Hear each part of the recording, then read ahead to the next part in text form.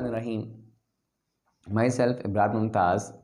A warm welcome to all of you on my YouTube channel Math House with Ibrar. Quadratic equation से related MCQs का ये second part है। First part के अंदर हमने 10 MCQs solve किए थे।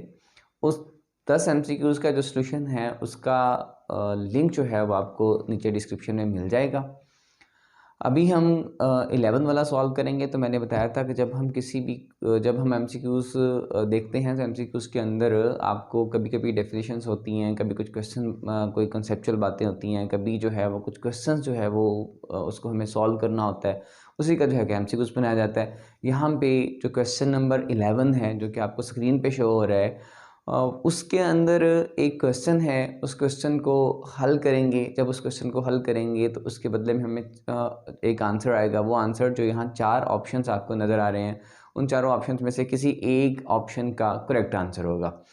तो क्वेश्चन आपके पास है 3x² - 7x - 20 = 0। अब हमें इस क्वेश्चन को सॉल्व करना है बाय फैक्टराइजेशन। अगर फैक्टराइजेशन प्रोसेस से हम इसको सॉल्व करेंगे तो हमारा जो है वो जो आंसर आएगा उस आंसर को हम 4 MCQs के जो आंसर्स हम MCQs के ऑप्शन जो दिए हमें हैं उनके साथ जो है वो मैच कर लेंगे।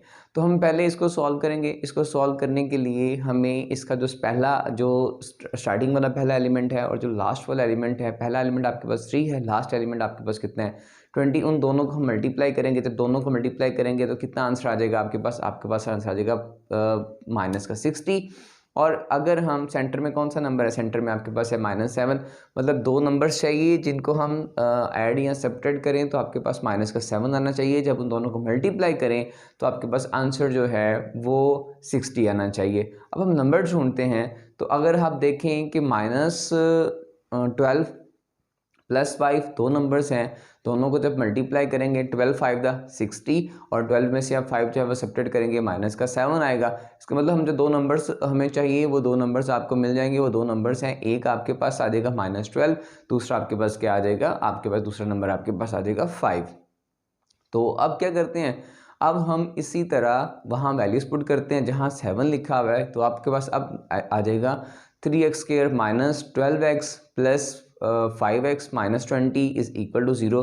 पहली 2 टर्म्स में से अगर देखें तो क्या कॉमन आता है, पहली 2 टर्म्स में से आपके पास कॉमन आएगा 3 और x। हम 3x दोनों में से कॉमन ले लेंगे, पीछे बचेगा x - 4। अगली जो 2 टर्म्स हैं उन दोनों टर्म्स में से सिर्फ और सिर्फ आपका 5 जो है वो कॉमन आता है। जब 5 कॉमन ले लेंगे, पीछे क्या बच के आपके पास x - 5।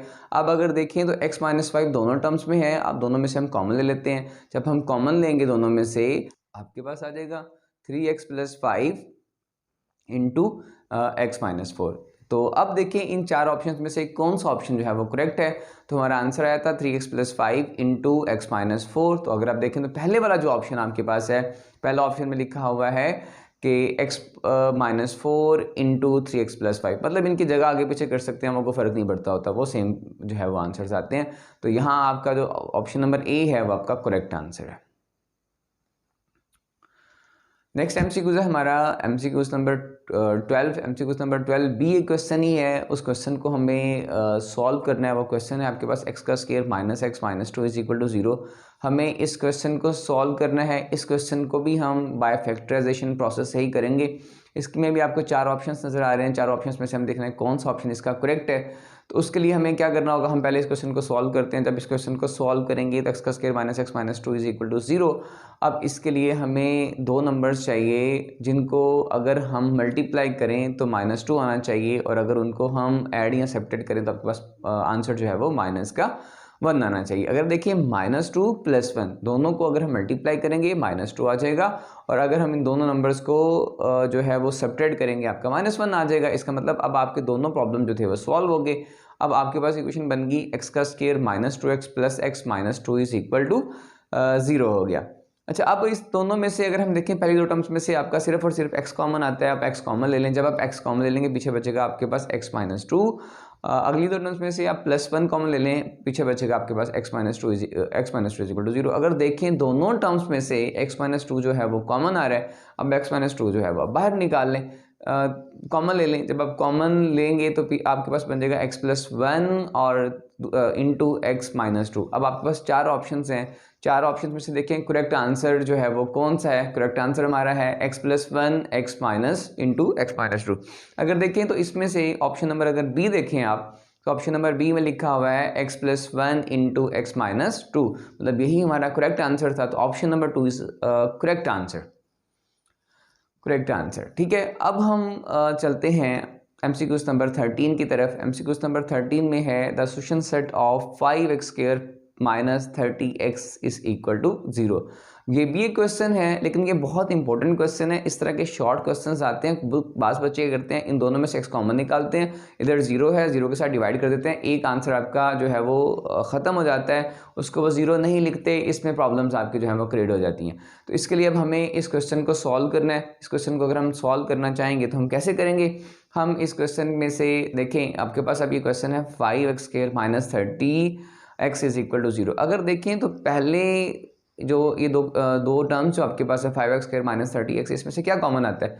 इसमें देखें तो 5x दोनों में से कॉमन आता है। आप 5x को कॉमन ले लें, तो 5x को x कॉमन लेंगे, पीछे आपके पास बच जाएगा x का square minus 6 is equal to x का स्क्वायर माइनस 6 बच जाएगा। ठीक है, और ये इक्वल टू क्या हो जाएगा, 0 हो जाएगा। अब आपके पास यहाँ 5x into X minus 6 is equal to 0 बन गया। अच्छा, अब आप क्या करें, 5x को अलग 0 रख लें और x माइनस 6 को आप अलग 0 रख लें। जब आप 5x माइनस 0 वाले में से 5 को जो है वो 0 के नीचे लेके जाएंगे तो आंसर आपका 0 आ जाएगा, मतलब एक आंसर आपका 0 आ गया। और इधर जो है सेकंड आपके पास है x माइनस 6 में से अगर आप देखें तो माइनस 6 को दूसरा साइड पे ले जाएं, आपके पास क्या आ जाएगा, प्लस 6 आ जाएगा। इसका मतलब ये हुआ कि अब एक आंसर आपके पास 0 आया और दूसरा आंसर जो है वो आपके पास क्या आया, 6 आया। अब आपका करेक्ट आंसर है 0 और 6। एक बात यहाँ बहुत इंपॉर्टेंट वो माइंड में रखिएगा कि कभी भी ऐसे क्वेश्चंस के अंदर जो एक आंसर आपका 0 आया उसको इग्नोर मत करें, वो आंसर अपने ऑप्शंस के अंदर लाजमी ऐड करें। इस तरह का अक्सर एमसीक्यूज़ के अंदर बच्चे जो हैं वो इसके ऑप्शंस को इग्नोर कर देते हैं, जिसके नतीजे में वो उसको एक्सेप्ट ही नहीं, उसका आपका आंसर जो है वो राइट नहीं होता। तो अब इसका आपका आंसर आया 0 और 6। अगर इन्हीं चार ऑप्शंस में से देखें तो ऑप्शन नंबर सी जो है वो आपका ऑप्शन है 0 और 6। अच्छा, इसमें से अगर आप सिर्फ 6 वाले को टिक करेंगे आपका करेक्ट आंसर नहीं आएगा। और एक बहुत इंपॉर्टेंट बात साथ ये भी है कि क्वाड्रेटिक इक्वेशन है, क्वाड्रेटिक इक्वेशंस के आंसर जो हैं वो हमेशा 2 आते हैं। इसका मतलब यहाँ भी इसके आंसर्स कितने आएंगे, आंसर जो है वो 2 आएंगे। ओके जी, अब हम चलते हैं अपने नेक्स्ट क्वेश्चन की तरफ। नेक्स्ट क्वेश्चन है हमारा ऑप्शन नंबर 14। ऑप्शन नंबर 14 में क्या लिखा हुआ है, अगर आप ऑप्शन नंबर 14 को गौर से देखें तो यहाँ एक फार्मूला लिखा हुआ है। हमने इस फार्मूले का नाम क्या होता है, इस फार्मूले का नाम है क्वाड्रेटिक फार्मूला। और इस फार्मूले को मैंने एक लेक्चर के अंदर प्रूव भी किया हुआ है कि किस तरह आप क्वाड्रेटिक इक्वेशन से फार्मूला जो है वो प्रूव कर सकते हैं। यहाँ हम फार्मूला प्रूव नहीं करना, हमें जो है वो सिर्फ ये बताना है कि अगर इसमें से वैल्यू ऑफ ए जो है वो क्या होगी। वैल्यू ऑफ ए जो है वो इक्वल टू 0 है, यहाँ पे जो है वो value of A not equal to 0 है, वैल्यू ऑफ ए जो है वो लेस देन 0 है या ग्रेटर देन 0। हमने बात यहाँ करनी है वैल्यू ऑफ ए की। हम एक बात जानते हैं कि अगर कभी भी किसी भी क्वेश्चन के अंदर कोई भी ऊपर वैल्यू लिखी है, नीचे आपके समथिंग ओवर 0 जो है उसका आंसर जो है वो आपके पास इन्फिनिटी आता है। Something over 0 is equal to infinity. इसलिए हम कोशिश करते हैं डिनोमिनेटर में कभी भी 0 ना आए। अगर डिनोमिनेटर में कहीं 0 आ भी रहा होगा तो हम पहले उसको सिंप्लीफाई करने की कोशिश करेंगे। अगर सिंप्लीफिकेशन से वो 0 रिमूव होता है तो वेल एंड गुड, अगर नहीं होता तो फिर वहाँ हम रिस्ट्रिक्शन लगा दें कि भाई यहाँ पे जो है वो 0 नहीं आना चाहिए।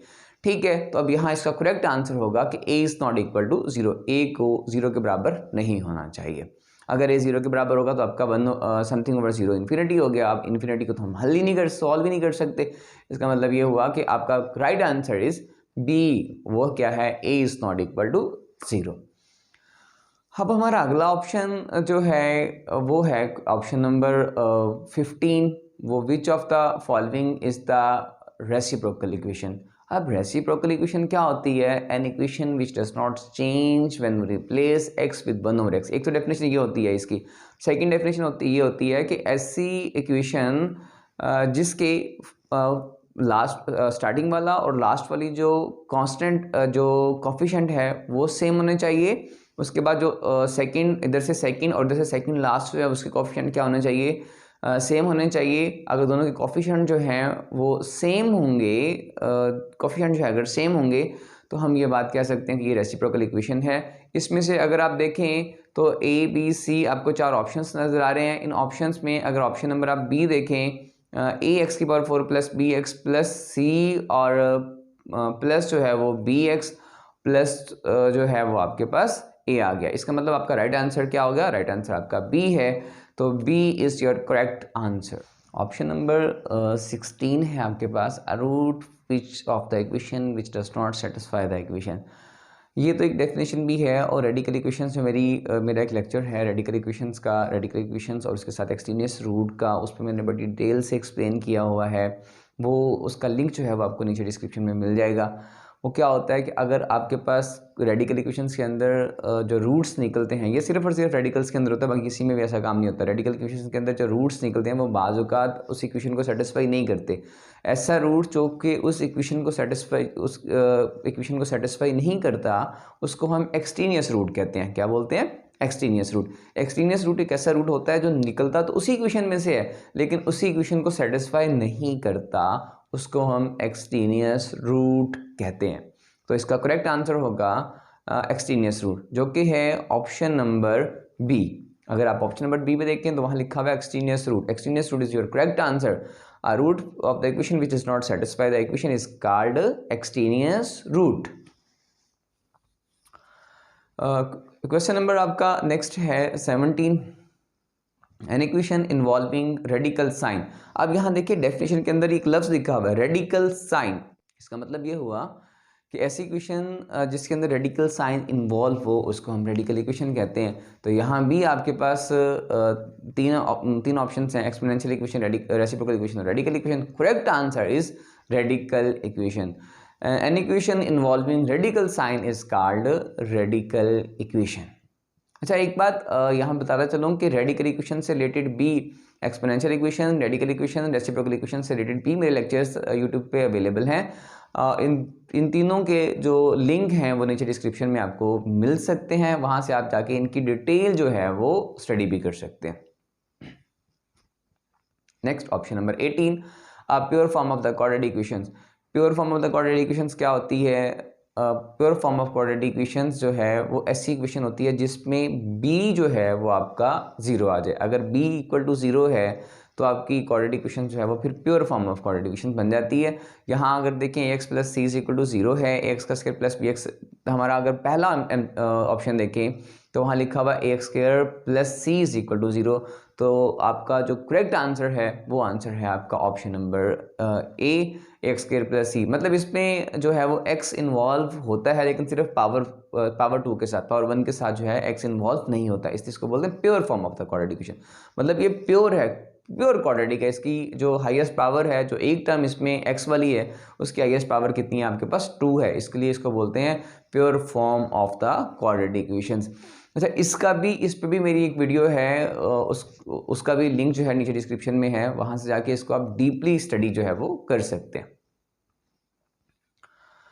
उसका लिंक भी जो है डिस्क्रिप्शन में मौजूद है, आप वहां से वीडियोस पे जा सकते हैं। Option number 19, a linear equation in variable x is. अच्छा, लीनियर इक्वेशन वेरिएबल एक्स है आपके पास, तो इसमें देखें तो ए एक्स प्लस बी हो गया, एक्स का square plus B is equal to 0, A X plus B is equal to 0 और A X cube plus B is equal to 0।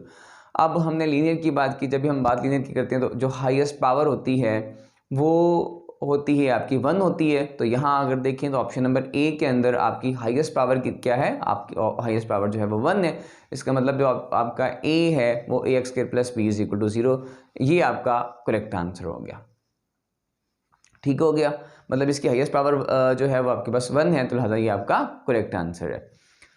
Next है आपके पास option number 20, the name of the method to use to solve the quadratic equation to find a quadratic formula. अच्छा, इसमें देखें, इसमें भी मैंने एक वीडियो बनाई हुई है। इस वीडियो में है कि आप किसी भी जब standard form of quadratic equations को सॉल्व करते हैं हम by the completing square, then you get a formula which is called quadratic formula. मतलब अगर हम किसी भी क्वाड्रेटिक इक्वेशंस को सॉल्व करते हैं बाय कंप्लीटिंग स्क्वायर तो उसके नतीजे में हमें एक फार्मूला मिलता है, उस फार्मूले को हम बोलते हैं क्वाड्रेटिक फार्मूला। तो इसका मतलब इसका भी करेक्ट आंसर जो है वो ऑप्शन नंबर बी है, वो क्या है, कंप्लीटिंग स्क्वायर। मतलब अगर हम किसी भी क्वाड्रेटिक इक्वेशंस को कंप्लीटिंग स्क्वायर के साथ सॉल्व करते हैं, कंप्लीटिंग स्क्वायर के साथ सॉल्व करते हैं, तो आपके पास जो आंसर आएगा उसको हम क्वाड्रेटिक फार्मूला बोलेंगे। तो इसका मतलब इसका करेक्ट आंसर आपके पास क्या आ गया, करेक्ट आंसर इज